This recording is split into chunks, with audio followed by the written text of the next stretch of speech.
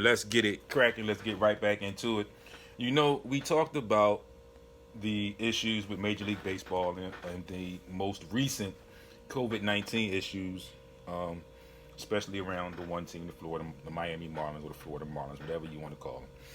Now, I talked about the NFL, and I also mentioned that I didn't feel that the NFL did enough as far as their preparing or their preparations for this season. And I just went through my notes and I saw one thing that I forgot to mention about the NFL, and the fact that in their lackluster planning, they are putting all these players at risk because we know how close knit and how close tight things are on the football field with these players.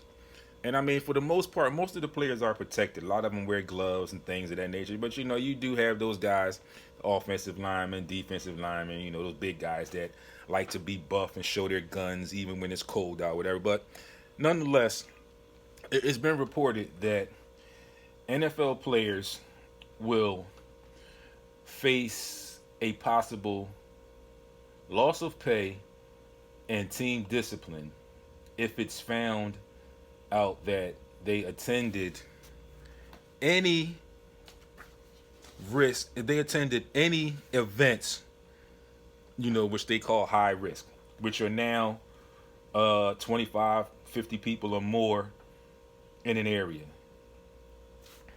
What the? Okay, yeah, I gave them the WTF button for that because this is something that you could have avoided. And you can still change this. I don't get the point behind finding these players or making these players lose pay because you didn't put a stipulation on them as in front office, as an organization, to refrain from those activities. I understand we're dealing with grown men, young grown men, and they're going to do what they do. But again, like I mentioned, it's a sport to us. We're entertained by it. Brantley, what's going on? I understand that. But again, and like the words of Joel Embiid, it's my job. So as an employer, I have to say something to you. Now, whether you listen completely is up to you. But you know the consequences. But I don't think that it should be that far as to not pay them. Now, on the flip side of that, I can understand you say, all right, we'll give you a fine because you didn't, you know what I'm saying? Or like if you're regular Joes, if you do something that is against your work policies, you get a write-up. It's a progression. They call it progressive discipline. And ultimately, you could get suspended and lose pay. Okay? I'm not taking your pay from you. You may get a fine, so to speak. And I think I'm okay with saying, listen, these are the guidelines. This is what we have in place. If you don't do it, you'll be fined. And then there will also be internal team discipline. Leave it at that. You kind of threaten these players when you tell them or when you say, if you attend any of these events, you'll lose pay. You're kind of, in my opinion, trying to scare them. Again, like I always like to say, controlling the narrative. Okay? You, as an employer, and I'm talking about the NFL and the executive offices, you have to set that stipulation from the very beginning. Okay? So, once you set that stipulation from the very beginning, then I feel like, yeah, I'm an NFL player going into training camp. You tell everybody, you tell me, and I sign off on it or whatever, however they do it. Listen, you can't go to any high risk events. Okay, fine. No big deal. I got you. I hear what you're saying. Me being me, I'm a hip hop fan. Let's just say I get wind of Jay-Z or Nas or somebody coming into town, whatever. And I know it's not going to happen like that because of the situation that we're in this pandemic. But generally speaking, oh, that's my guy. I'm going to go check that out. Me personally, I'm going to be very cautious, knowing the situation that we're in right now. If I decide to go, I'm going to be very cautious. I'm going to do everything that I've been doing throughout. If I go, I'm going to wear a mask. I'm going to do my best to keep my distance from other people. Okay? Now, mind you, on the other side of that, my employer gets wind that I was there after knowingly telling me and informing me that I am not allowed to do that. I have to take that fine on the chin because I did what I wasn't supposed to do. And I think it will be accepted more by the players and the Players Association if you word it that way as a fine. Don't tell me that you're going to take my money because I worked for it. Now, if I break the rules and I have to be subject to a fine or subject to some type of discipline because of that, I understand that better because it was something that I did against what was given to me earlier and up front and foremost. I get that. But you can't tell these players you're gonna lose pay. Because we all know in the NFL and all these professional sports, all of these players are not paid the same. So there are possible players who could lose a big sum of money if you just flat out say you'll lose pay and get team discipline. You're going to get team discipline anyway, depending on the team, depending on how hard or soft it would be. That depends on the team as well. But they run the risk of losing a lot of money. And I know it may not seem like a lot of money to us because of the type of pay scale that they're on. But all in all, I think it would sit well with them or sit better with the players if you say there's a flat fine for this infraction. Everybody has to pay this fine no matter what. I think that will go over and mean more to the players because I could be the rookie on the team or the one on the bottom of the pay scale and the person at the top of the pay scale, and if we break this infraction, we both have to pay the same thing. I think that's a little bit better. I think that would go over a little bit easier with the players. So, bringing me back to where I was at before, and I say the NFL's attempts were lackluster. I understand that all of the owners are losing money due to means beyond our control, or beyond their control, the pandemic. The NBA has also reported that the owners, if they play with no fans next season, the owners could lose a substantial amount of money. And I understand that. But the NFL has not done the proper work. I keep going back to it, and I can't help it because I think, like I said, they are the staple as far as the four major sports for this situation right now, and it's the NBA. They, again, like I mentioned weeks ago, going into the bubble, had scenarios that they looked at of possible issues that could arise. And they had somewhat of a contingency plan, whether it was a legit or a temporary contingency plan. They had some type of idea of how they would handle things if and when these specific situations came up. Getting back to baseball, the fight that it took to get to a season. Now you have, again, for lack of a better word, this small outbreak, if you will. It's a punch in the mouth, a smack in the face, whatever you want to call it. But now they really have some work to do because there's a huge mystery. And again, the question becomes, is this going on in any other team? It's a big question. Jackie, thanks for tuning back in, bro. You know, it happened here with the Miami Marlins and the Phillies. And like I said, it blew up overnight. So we don't know if it could happen anywhere else, or if it has happened anywhere else and it just hasn't been reported yet. We got wind of it because of the way it broke out. It was 4 players initially, and they were like, "Oh, okay, it's 4 players. We can isolate those 4." But then, like we say, overnight, it blew up.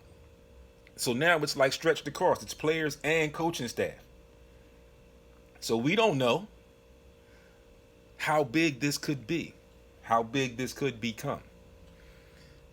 Again, hockey, NBA, WNBA have precautions in place. They have these players in the bubbles. And we all know when the players, especially the NBA and WNBA, when they got to the bubble, they still had to quarantine before they started any activities. So they were tested before they left. Then they got there and they didn't immediately start. They were quarantined again. Another precautionary measure for the health and safety of their employees by the NBA and the WNBA. Albeit we understand the conditions of where these players are staying. But still, the quarantining for the 14 days, even on an excuse, for the NBA for that matter, even on excused absences from the bubble, you come back, you got to quarantine. I mean, it's not the total 14 days, but depending on where you were and what you did, like we see with the example again with Lou Williams, he was in a high risk area, so he's got to do 10 days. The other players did have to quarantine maybe for a day or two when they came back. But again, doing their due diligence, taking the precautionary measures. The NFL is the organization out of the 4 major sports that is so hell-bent on profitizing and have no shame in showing it. Hence, they put out, if players attend high-risk events and contract coronavirus, they face team discipline and lack of pay. So they want to take the focus off of them because they didn't do their due diligence and possibly make it seem like the players were being rebellious in what their efforts were, if that happens. It doesn't fly well. Like, again, controlling the narrative. You have to put these things in place. You have to have precautionary measures in place. Again, kudos to the NBA and WNBA and the NHL for doing it. Baseball, on the other hand, has a long way to go. And we understand, we know that basketball will have their 8 games because they're controlling or attempting to control the situation. WNBA has started also attempting and preparing to control situations. Excuse me. The NHL set to begin controlling the situation or attempting to control the situation with the players being in bubbles or in central locations. The NFL has dropped the ball. Lackluster efforts are putting your employees at high risk. I mean, for all intent purposes, all these guys are coming in from home. They weren't sequestered anywhere or quarantined anywhere. They're coming from home reporting to camp. Yeah, red flag there. I mean, we're all coming together.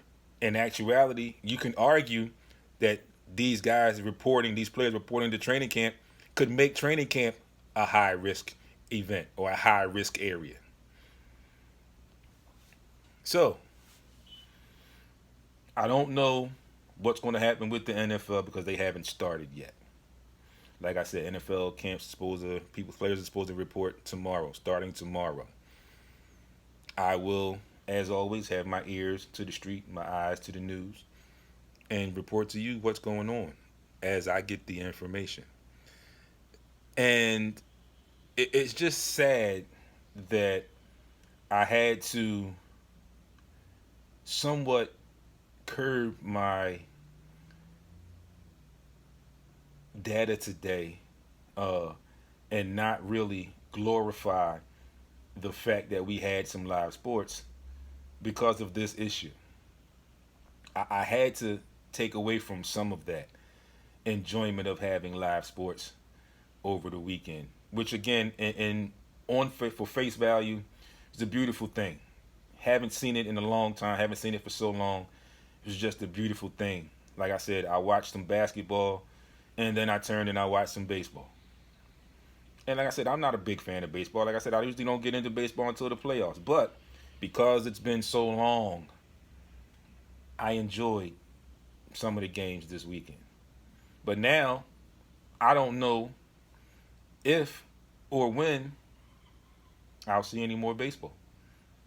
I don't know if there will be any baseball playoffs because they still don't know how they're going to handle this situation.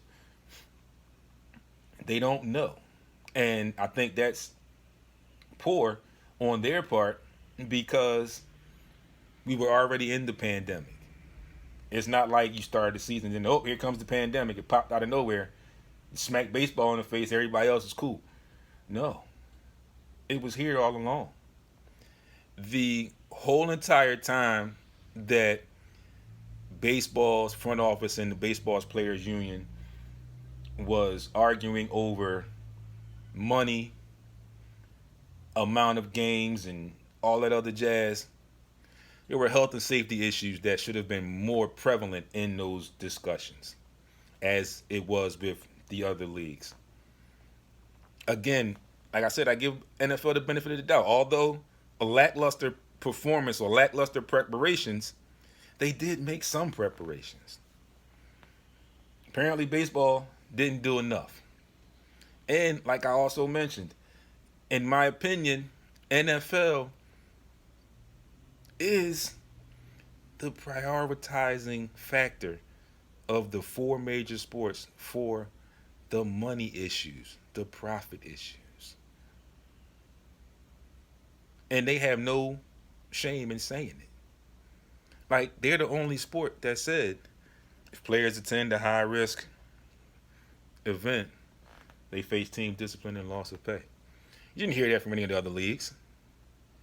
Because the other leagues put stipulations on these guys, and then they said, wait, we got to remember, we know what these guys, or we have ideas of what these guys do or ladies do on a regular.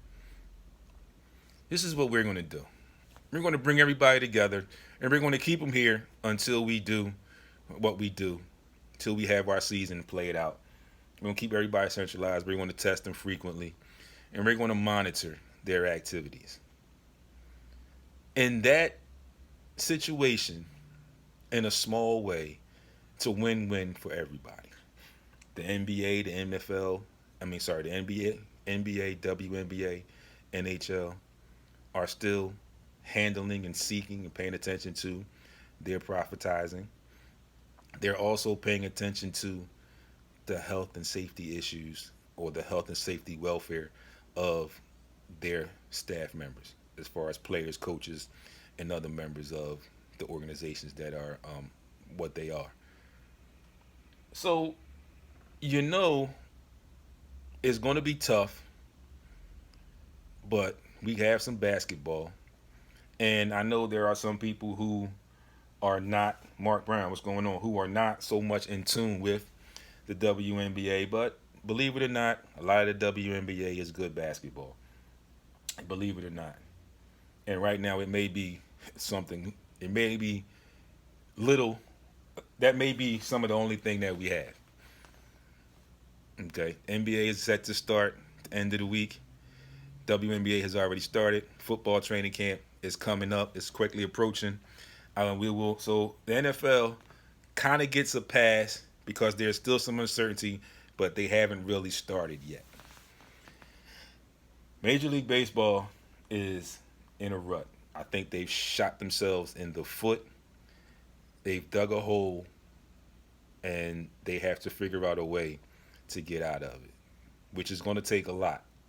I tell you, it's going to take a lot because, like I said, we only know about the Florida Marlins or the Miami Marlins right now. We don't know about anywhere else because this could possibly be a situation in other cities for other teams, but we don't know as of yet. So I'm anxious to see if they can get this centralized and get some type of order and get some type of handle on it before it gets bigger than what it needs to be. Definitely major issues that have concerns, that have my concern for the players themselves and for the fans who got a little taste, got a little excited about having some live baseball over the weekend. Don't know where it's going to go. Hopefully, they can figure it out and get something done so that they can proceed on with the remainder of the season. Before I go, folks, leading into this segment, I played a song, Biz is Going Off, by the great hip hop legend Biz Markie. Prayers and condolences out to him and his family, as I understand and I've seen. He is hospitalized, so prayers, condolences, not condolences, prayers and concerns out to him and his family. Also, prayers and condolences this time for brother Azim, Philadelphia legend, Philadelphia boxing legend, trainer extraordinaire. Folks, you have been tuned into Sports Rap, Heat 100 Radio. It's your boy D, signing out with hopes of some redemption, hopes of some type of salvage, some type of control of this coronavirus, this COVID-19 situation with Major League Baseball.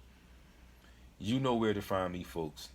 Facebook, Sports Rap Radio Show is the group page. Instagram and Twitter at SportsRap_D.